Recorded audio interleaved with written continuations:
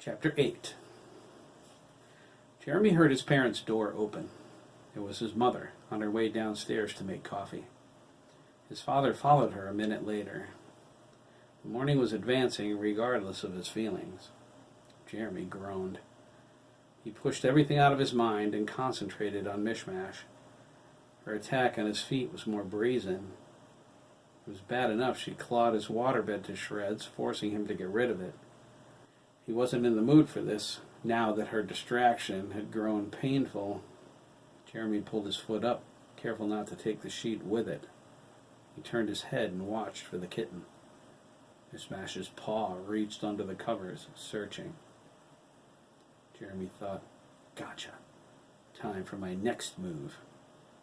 He rolled over and slid his foot to the opposite side of the bed. He did this without alerting Mishmash to his intention to catch her. Jeremy hoped to snag her with his hand while she was lost in her zeal to catch his foot. "I'll show you who the hunter is in this picture." Jeremy eased onto his side. He slipped his leg into position, dangling his foot over the mattress, and rubbed it against the bed frame. She took the bait, batting at him in earnest. He pulled his foot back. Mishmash followed it under the sheets, squinting in the daylight. "Yes," Jeremy thought, "you're mine," and lunged at her. His door flew open in that same instant. Chris exclaimed, "Jeremy, time to get up, dude!" He held his plant spray bottle in his hand, ready to fire. Jeremy, startled in mid-lunge, lost his balance and tumbled out of bed onto the carpet. He landed with a dull thud. Chris roared with laughter. Mishmash disappeared down the hall, a streak of calico motion. Jeremy laid there with his butt in the air and sighed. Chris doubled over in the doorway and dropped the spray bottle. "I have to remember to lock my door," Jeremy thought. "Are you going to help me up or what?" he asked, feigning anger. "What was the water bottle for, Chris?" Chris held out his hand. "Here he is, ladies and gentlemen, Mr. Coordination." Jeremy took his brother's hand and groaned while he rose. Brave words from the guy about to become Mr. Unconscious. Jeremy moved to tackle his taller sibling. "He was going to squirt me? He thinks he's funny? I'll show him something funny." That's what he did. A bagged copy of X-Men was under his foot as he dove. He slipped on it, his legs went out from under him, and he slammed face down on the carpet.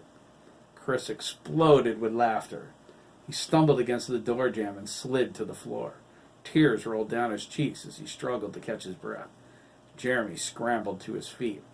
Chris gasped and jumped up, still laughing, and raced to his room. "Well," Chris thought, "Jeremy's up now." "Wait!" Jeremy cried. He grabbed the spray bottle. "I want to show you something really funny." Virginia glanced up from her newspaper and coffee when she heard the boys racing down the upstairs hall. She gave Thomas the look. He was cooking bacon and eggs. She was at the dining room table with her feet on another chair. Thomas looked at her and shrugged, swishing his hips back and forth. "Slave" by the Rolling Stones was playing on the tiny radio on the windowsill above the sink.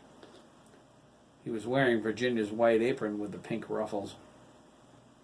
Virginia thought, wait until the boys get a load of him. Jeremy caught Chris by the ankle inside his room and knocked him to the floor. He was on top of him and locked his hands under his knees. He sat on his chest and crossed his arms. His wiry black hair fell over his striking blue eyes. He smiled as Chris struggled. He aimed the squirt bottle at his face. This was the first time Jeremy ever got the best of his brother in a physical altercation. They were close, but they fought occasionally. It was never serious, only some pushing and wrestling, no punches thrown. But Chris always came out on top. "No way, buddy," Jeremy cried, holding on tight. "You're mine." "Are you going to let me up or what?" Chris asked, still laughing, gasping for breath. "No," Jeremy replied. He leaned over and touched his brother nose to nose. "Not until you and I talk." "Aw, come on, Jeremy." Jeremy sat up, tossed the squirt bottle on the bed, and shook his head. Things needed to be said. Questions demanded answers. Part of him didn't want the answers. The part that already knew. But there was another part that needed to hear the truth. It was the same part that almost wished Chris would lie. "Ricardo called me last night," Jeremy said. His eyes narrowed. "He said Dan Mellon told him you were gay." Chris rolled his eyes. Here it comes, he thought. He wasn't looking forward to this conversation. He feared it. Can Jeremy handle the truth? "So?" Chris asked. Well, what?" Jeremy cried. "What do you mean, well, what, you geek?" He grabbed Chris's side and tickled him. Chris thrashed, trying to get free, but it was no use. Jeremy was stronger than a few months ago. "Tell me," Jeremy said, poking Chris in the stomach. Chris laughed. "Tell me!" Okay, Chris cried. He regained his composure with 2 deep breaths. His smile faded at the sad look on Jeremy's face. Its pleading look broke his heart. God, Chris thought. He's hoping it's not true. He realized something. We're at a crossroads. Something's come along to test our friendship, our brotherhood. Should I tell a nice, painless lie? Deny who I am and spare Jeremy the pain? Is this what I have to look forward to in school today from my friends? He set his jaw. I'm not going to lie, bro. I can't. Yes, Chris said, his eyes searching. I'm gay. Jeremy moved off his brother and sat on the floor. He drew his legs up and put his arms around them. Chris came up on his elbows, his chin resting on his chest. So, Dan's telling the truth? Jeremy asked. Yes, Chris replied. He is. He knew the rumor. Dan told Max at the grocery store a week ago. Chris couldn't lie to him either. Max stood by him. He looked at Jeremy and wished they lived in a bigger city with more acceptance of gay people. He loved Lancaster. There were more people like him in the city. If they lived in New York City, he could go to the youth group meetings in the village. Why wasn't there one in every town and school district in the country? Why weren't they teaching tolerance instead of fear and prejudice? They have a weapon, Chris thought. Ever seen a televangelist pull his Bible out of the holster? 44 Magnum Scriptures, the most powerful fag-bashing tool on the planet. It can blow your self-esteem clean off.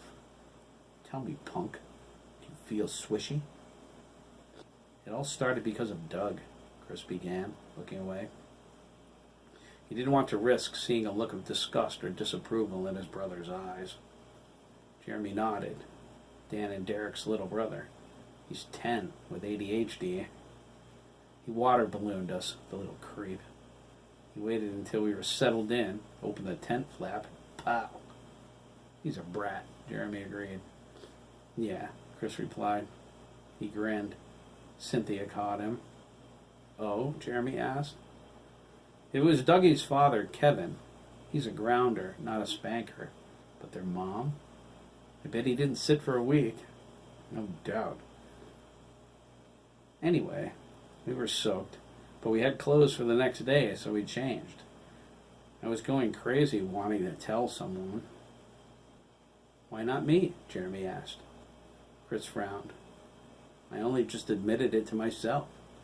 Telling the person I love most in the world wasn't my first thought, Jeremy. Jeremy smiled. So I blurted it out, Chris continued. I thought we were friends. But Dan glared at me and covered up like I was peeking or something. His eyes met Jeremy's. Chris crossed his arms. I was not peeking. I believe you. Jeremy, I wasn't peeking. I said I believe you. Anyway, Dan got dressed and left. He said he wasn't sleeping in the same tent with a fag. I wished I'd kept my mouth shut. In the morning, I walked home feeling like crap. When he started calling here, I got mad. Why, bro? Jeremy asked. Chris saw curiosity in his eyes, but that was it. Relief washed over him. He sat up, resting his forearms on his knees. It made me mad because Dan made me feel guilty, Chris said. I didn't like that. No one should make me feel guilty for who I am. Why would he tell everyone? Jeremy asked. I don't know. To be a jerk? Or to try and get popular? A hot rumor can get someone a lot of attention. Dan isn't going to be prom king. You could be prom queen.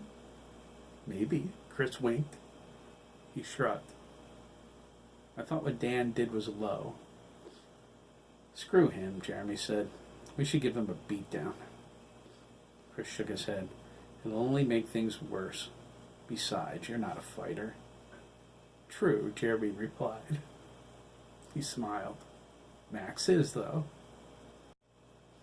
What happened to we should give him a beatdown? It's not the same thing? Jeremy asked. Chris scowled at him. Jeremy relented. Okay, you're right. What are we going to do then? I could just tell everyone, Chris said. They're going to hear about it anyway. It'll ruin your reputation, Jeremy replied. He lowered his head and whispered, Mine too. Not with the ones who matter. Jeremy guessed so. Max would stand by them. So would Sandy Sturgis. Sandy's brother Ian would be a punk about it. Derek didn't get along with Dan anyway, so he was okay. But Ricardo? He'll be a tough one, Jeremy thought. But I'm mad at him anyway, so forget him. If he can't handle it, I don't want him around. Ricardo's angry, Chris said. Jeremy stared at him. How does he know that? Chris said Max already warned him. I'm going to talk to him, he said. I want Ricardo to understand. He might not. Chris nodded, closed his eyes, appearing to pray. Man, Chris, Jeremy whispered. This is like, I don't know. He bit his lower lip. What am I supposed to do, bro? Chris took Jeremy by the chin and turned his head so they faced each other. Jeremy searched Chris's eyes and saw the strength in them, the strength he always lacked, the conviction he needed. Chris said, You love me, that's what. I'm your brother, and I love you. Tears welled up in Jeremy's eyes. I love you too, Chris, he said, a sob catching in his throat. I always will, no matter what. They hugged each other. Chris felt their bond strengthen. Jeremy held his face against his brother's and pulled him close. No one's going to hurt you, Chris. No one. Ever. I promise. The clearing of a masculine throat startled the boys, and they let go. They wiped their eyes and looked up into their father's concerned face. Thomas stood in the doorway with his arms crossed. Your mother said I should make sure you guys are still alive, he said. Anything going on here I should know about? Chris looked at Jeremy, who looked back. They turned to their father. No, they replied in unison. Thomas thought, whatever happened between them, I missed it. Judging from their embrace, they solved whatever it was themselves. Jeremy leaned over and whispered something into Chris's ear. He snickered. What's so funny? Thomas asked, his hands on his hips. His sons laughed and pointed at him. Thomas remembered the white apron with the pink ruffles. He blushed. Jeremy headed for the shower, his laughter echoing in the hallway. Chris put a hand on his father's shoulder. My dad, the cross-dresser, he said, and burst out laughing. Virginia looked upstairs, wondering what the heck was so funny.